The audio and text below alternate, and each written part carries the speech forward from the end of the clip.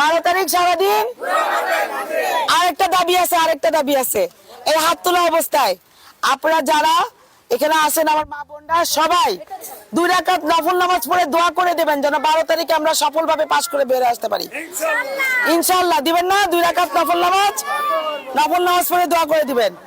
এটা 12 তারিখ সারাদিন 12 তারিখ সারাদিন আচ্ছা আপনারা নামান। আপনারা অনেক কষ্ট করছেন। এখানে নতুন ভোটার কে আছে? নতুন ভোটার একদম ফার্স্ট এবার ভোটার হয়েছে কেউ আছেন নতুন? এই যে 3 জন ধরেন, একটু ধরেন।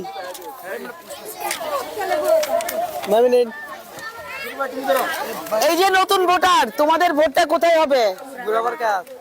প্রথম ভোটার মজলুম নেতার পক্ষে হোক, নতুন ভোটার তরুণদের ভোটার মজলুম নেতার পক্ষে হোক, হবে না ইনশাআল্লাহ?